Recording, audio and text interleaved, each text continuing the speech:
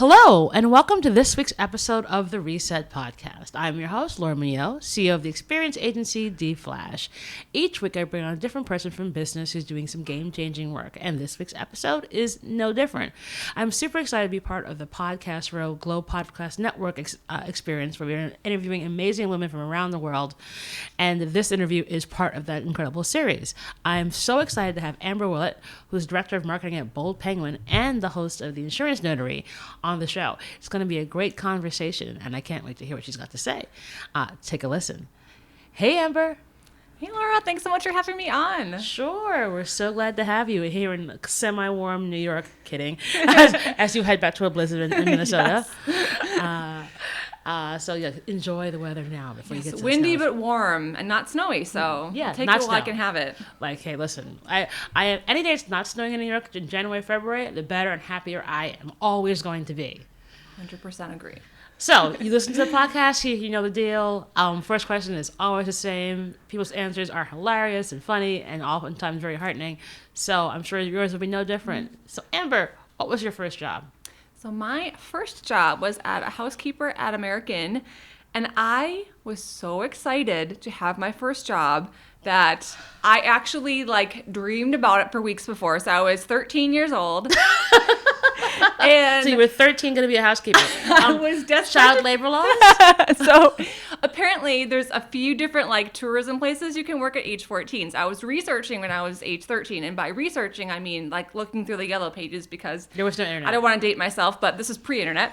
So I was looking at hotels. American was the first. It was A. So it was first in the yellow book listings.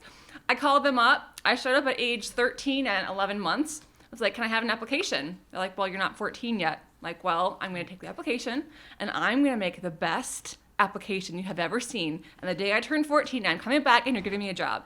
What state was this? Minnesota. So this was still Minnesota, where child labor laws seem to be sketch. So I could only work, I think I could work 20 hours a week or something. What? At 14? At 14, Again, child labor laws. What is going on in Minnesota? Okay. So yeah, looking back, I'm like, I can't believe my parents agreed to this. But yeah, I started the day after I turned 14. They hired me, and I cleaned. You're like, sure, kid. Yes. Go ahead and make our beds. I cleaned hotel rooms until I was 16, and then I moved on to waiting tables and stuff. So wow. Yes. So, oh my gosh. Wait, you were cleaning hotel rooms at 14? Oh my God, the stuff you must have seen. I agree. It may have been a little inappropriate, but I just... oh my God. But I got $6 an hour, which was at the time. I mean, huge. That was huge. That was more money than you can make babysitting. So yeah, that's basically what it was. I was killing the corporate game at 14. So what can I say? Wow. So you're 14, and so you learned about the hospitality industry and how people will leave stuff in their hotel rooms. I mean, it was kind of a good education. I learned kind of how a business is run. From having a supervisor, a little glimpse into the working world and how to work hard and meet deadlines and set goals. I had my room goals and quality metrics, and so there was kind of a good insight. But maybe a little young probably. I hope my kids don't do that. a little young. Okay. Did you get tips? I did occasionally. A buck or two. Really? I never understood that. I tip every single time I was in a hotel. I've come across more people who don't tip, and I'm like, they're cleaning. You're what? I'm appalled by that. I'm like, listen, you're cleaning up after this hotel. I mean, granted, I'm staying there for a day. I don't care, $5, because it's the right thing to do. Well, from the housekeepers of the world, I thank you. Okay, well. We thank you. Awesome. So you're in Minnesota. You're 14 years old, breaking every child labor law. How do you end up at Bold Penguin? What's that story? It's kind of a long, twisty story, but I'll jump ahead. Did my undergrad at the University of Wisconsin. Oh, you were a Badger. Yeah. Wow, yeah. And, cool. And now I did my grad at the University of Minnesota, so I'm kind of half Badger, half Gopher, and now I'm moving to Ohio, so I'm going to be Buckeye, so I'm going to have all kinds of multiple personalities here. It's but which team will you root for? You can only be one. Gophers. Ah, gotcha. Born and raised in Minnesota. Well, so you're going to go for it. Yeah. So yes, I did that, and then tooled around for a couple of years after undergrad. Lived overseas for a couple of years, mostly around Europe, and then came back in 2007 and decided I wanted to do the whole corporate America thing. Thought I would give it a try. And at the time, there was a big office near my hometown for American Family Insurance. So I'm like, what better like corporate experience than like American Family, which is the American dream, right? Mm-hmm. So I joined American Family in 2007, thinking it would be a short stint before I moved on to something, fun and glamorous and cool. And 13 years later, I am still in the insurance industry. So I guess you could love say it so. I got sucked in. It's actually really fun. So that's one thing that I think I did, well, I know I did not expect was to find a career, in insurance. But yes, I spent 10 years with American Family Insurance doing like underwriting operations, did some project work. And then as I was wrapping up my MBA at the University of Minnesota, I switched over to the product and marketing side, and really enjoyed that. So I really found my passion and like a creative outlet in that side of the industry. Whereas underwriting it's really interesting. It's a lot of like risk management and spreadsheets and stuff like that. So the product and marketing side just felt like a natural fit for like my personality and skill set. So, and then made my way over to Bold Penguin last summer. So they're in the insurance technology space. And the reason I'm moving to Ohio next year, actually this year, it's 2020. It's 2020. Oh my goodness. You're like, going boy, fast. So I'm commuting from Minnesota for the time being. It's a little chaotic. How are you even? Okay, women do this. We know. We know this is what our gender does. Like, okay, we'll just make that work. Yeah, we'll make it work. How long is the flight from Ohio? It's like an hour and a half, so it's not too bad. There's 4 directs from Delta a day, so that's the only way it works. So you fly in the morning and out the night, or you stay a couple days? So I have an apartment downtown Columbus. So it's usually I'm like Monday night, Tuesday night, Wednesday night in Columbus, and then the rest of the time in Minnesota, or this week New York City or Hartford or wherever else there's an insurance thing going on. But yeah, I'm usually gone 2 to 3 nights a week at least. Dang. So it's a little hectic. So what do you now do with Bold Penguin? Because I think a lot of times, there's been a lot of interesting shifts in what people think about for insurance, and like with the advent of like Esurance and Lemonade, all these different I think it's sort of democratized the experience around insurance. So how is sort of what you do at Bold Penguin, obviously on the product side because you are building stuff that makes good sense, been able to sort of help people get a better understanding and grasp of that? Yeah, so you hit the nail on the head. That's exactly what the space that we're playing in insurance technology, insurtech, and it's all about doing just that. It's about, and for us, that means making things simpler and easier and faster. So we're laser focused on the property and casualty commercial space. So like if you're a business owner, up until, yes, as I'm sure many of you are, up until, our platform came along, it could take weeks, sometimes, and many times months to get a commercial insurance policy. I know. I've been on this road. Yes. I own an events company, so I sure. have 4 massive insurance policies. Commercial, errors and omission, and then I've got 2 jumbo umbrella ones that basically are just in case of, one for $5 million and one for $10 million, and they all couldn't be one policy because that doesn't work. Why make it easy? Why? So you can relate. It's a huge time suck, and then on the other end, you've got this agent who's calling around to 15 different insurance companies. Will you take this policy? Will you take this one? Will you take this one? How much will you offer? Oh, you need more information. On and on and on and on. So our technology jumps in and replaces all of that legwork. So there's a few things that it does. One of the parts I think is the coolest is that the U.S. government has over 19,000 classifications for business. So like, if you're a nail salon that does manis and pedis, that's like one category. If you do that and facials, that's another category. So it's like endless, the complexity around businesses. So our technology can use natural language processing to identify the type of business, first of all. So it's getting into the right category. Mm-hmm. And then on the other side, we've got agents and insurance companies who've said, I want to insure these types of businesses. I want to insure these types of businesses. So there's no calling around. There's no entering in 14 different applications or, entering the wrong NAICS code. It's the technology does all that in the middle. Wow. So, because as someone who literally lives in insurance monthly, because we do events, oftentimes we're calling to get a certificate of insurance because some venue needs that. Yeah. Are you guys making life easier for that neck of the woods? Please say yes. Because if you do, you have a new customer right now. I swear, because I hate it. Because it's no longer me that does it. It's like my executive producers, but then I have to sign it. Oh, yes. Yeah, there's a lot of people attacking that area. So our main points of contacts is with agencies and carriers and those that support small businesses. But that is just a perfect example of all of the nuances and kind of ridiculous legwork that involves with insurance right now.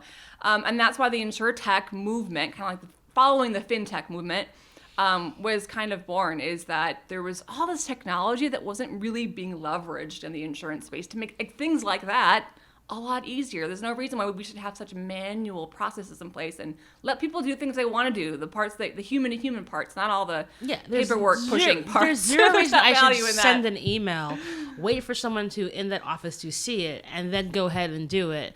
I should be able to push a button and then get one. Like, put in some information, here's all, and then, you have one. Thank you. That's taking time away from what you need to do to run your business and grow your business. So, insurance shouldn't be the bottleneck that prevents a contractor from getting a job or you from putting on an event. It should be supporting. It shouldn't be hindering. And that's the whole point of Bold Penguin and a lot of the other insurtechs out there that are trying to solve these problems. And so how did you get to Bold Penguin? You were like, I've been in insurance for a while, but the technology side is something kind of cool and interesting. Yeah, great question. So I actually was watching the InsurTech movement, which kind of started gaining momentum in 2015 with a lot of skepticism. So it's all of these companies popping up saying, all you old insurance companies, you're going to be out of business. All the, the agencies, they're going to be out of business. We're going to replace all of you with our technology. I'm sitting back at my insurance company like, I don't think you understand how complex this industry is. Good luck. But I saw Bold Penguin coming out in 2016 with the opposite message of most of the insurtech companies. They were coming out saying, yeah, there's a reason this industry is complex. We get it. There's 50 different states, 50 different playbooks. We get it. And we aren't here to take anyone out of the equation. We're here to make technology in the middle that connects carriers with agents and small businesses and helps classify risk and move the process forward. But we aren't here to replace agents. We aren't here to be an insurance company. We're a technology pure play approach. And I thought that was so fascinating because coming from the insurance company side, that resonated with me. Like, you're not trying to put my funds out of work. Thank you. Yes. I appreciate your messaging. And you know what? Those companies that said they were going to put us all out of business, they didn't. They're out of business. Exactly. So yes, I was kind of a Bold Penguin fangirl. I subscribed to the newsletter, sort of following them at all the conferences. And I was like, they're doing some really cool stuff. So when a friend of mine introduced me, I was like, you know what? Your skill set and your passion for the industry really seems to align with what Bold Penguin is doing. I feel like you should talk to Ilya. That's our CEO and founder, Ilya Bodner. So one conversation, and talked to Ilya, talked to a few folks, Mark Hara, our COO. I was in. I'm like, all right. I already drank the Kool-Aid now. Now we're just cheers. Yes, I am thrilled. So I obviously, not every company would I be willing to commute across the Midwest for and live this hectic lifestyle. Bold Penguin is the only one that I would do this for. And moving my whole family to Ohio this year. Wow. Apparently it's 2020. So moving my whole family there in a few months for Bold Penguin. That's how much I believe in their mission and the work that they're doing, and just a perfect marriage. So how are you dealing with like traveling all this time, managing your family? Like, how do you sleep? Not often. I'm trying to get better at that. So yeah, it's just day by day. So I try to look at my week ahead and like, what can I do in this week ahead? So like this morning, I'm like, okay, this morning I'm sleeping in a little bit. I'm not going to get up and work out. I'm not going to get up and, have a fancy breakfast. I'm focusing on sleep this morning. So I did that. But then tomorrow I'll be back at it. And I think self-care is a really important thing. And for me, that means doing some kind of body movement, whether that's a run or yoga or the gym. So fitting that in. But I'm really lucky in that I have incredible support. So my husband, Kyle, is just absolutely outstanding in his support of me and my career and our dreams as a family. And our families are very supportive. So I've got a lot of love around me there. And then it's just balancing all the different competing priorities. So fitting it all in sometimes means today I don't get that one thing in, but tomorrow I do that thing. So especially with my YouTube series, I'm always figuring out like, okay, I've got 20 minutes while I wait for my plane. What can I research, So that's just kind of ad hoc, a little bit chaotic, but so far it's working, knock on wood. So how is Bow Penguin now incorporated, headquartered in Ohio, and that's why you guys are moving? Yes, yep, they are in their main headquarters is in Columbus, Ohio. And so you're like, you know what, this is worth the shot, so we're gonna shoot the shot. Yeah, and it's just there's nowhere like it. So I could do remote. And I guess I'm partly remote now. I work from, I would say home, but mostly airports when I'm not in the office. Yeah. But I love the team so much, and I love the environment and the culture that Bow Penguin has. And I want to be part of it. I want to be in the office, and especially like the work that I do is very creative. It's very collaborative. I'm on the marketing side, but I need to know what the tech side, I need to know what the engineers are doing. I need to know what the sales team is doing, and having those face-to-face conversations on the daily for me is really, really helpful. That's how I work best. So to me, it's worth making the move over. Awesome. So, okay, you've got this YouTube series, which I took a look at. And you basically make sense of this insanity that is the world of insurance. Bless you. What made you decide to do that? So that is something that I had marinated on, this idea of making videos for a long time, because I felt like there were a lot of voices out there that were speaking the agency world. A lot of fantastic voices that I still follow, podcasts and videos. But I didn't see a ton of conversations around those on the insurance company side, like on the carrier side. And it can be kind of isolating. So if you're in a large carrier, your world is that carrier. So I wanted to bring some of the industry, like the events and the trends and news, to everyone. So to those that are in carriers, those who don't get out to conferences, those that do but can't be everywhere, right? And also to agencies to kind of share with them what's going on in the carrier world, because it's easy to be in your silo and be like, oh, well, agencies are doing X, Y, Z. If they would do ABC, it would really help me in the carrier world, but you're not always communicating. So how do we all share knowledge and converse together? You democratize the insurance landscape. Oh, I think that's the goal, right? But for me, it was really like, how do I do this? So that was what was my hesitancy for so long, is like, I'm not an expert in any one area. So like, what right do I have to, show up and make a video about it?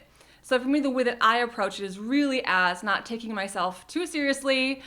Starting the conversation is how I look at my videos. It's opening the door. Okay, I'm researching this goal setting methodology, or this new change to innovation ranking. This is what I have found. These are my thoughts. What do you think? And then that leads to so many great conversations. So I host them on YouTube, but I also share them on LinkedIn. And that's where most of the conversation tends to happen, is on LinkedIn and in messages, and then follow-up coffee dates. And that's where the conversations really happen. And that's just been, for me, the biggest gift of doing it, and why I keep doing it, week after week, month after month, because I learned so much, and it's given so much back to me personally and professionally. Well, it's cool. I mean, I think it's a really neat way that you've become a thought leader in an industry that it's oftentimes kind of a dark cloud for people. Or when the only time they care about that is when something has gone terribly wrong. Yeah, very accurate. Claim time. So for you to sort of be able to kind of make insurance accessible to everybody, no matter what side of the house, is pretty awesome. So back to that self-care question. So you're on a plane all the time. So that means time for Amber is like, so what is the thing that you do? Like, is it like I'm gonna go grab a glass of wine at the bar at the airport, or is it like I'm gonna make sure I do some stretching before I get on the plane? Like, what's sort of your self-care routine while you're sort of shuffling your family and yourself, but also like keeping focused and centered on work you've got to do? Yeah, that's a challenge that I knew was going to be very present because I always traveled for work, but never like I do now.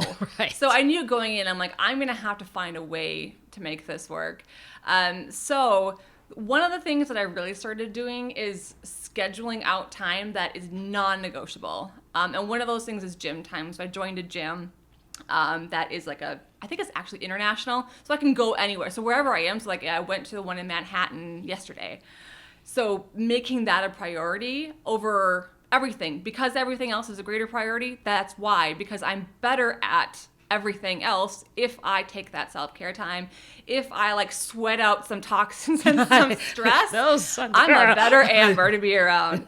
But making that non-negotiable. So signing up for the class a week in advance. And luckily for me, this gym does charge you if you don't show up. So that's like bingo, incentive. Awesome incentive. So I kind of need that sometimes. I think it's like $12 or something. Doesn't matter. It's money. It's still your money that you work for. So Exactly. And I'm already paying, a lot for the stupid membership. So I don't want to pay an extra $12.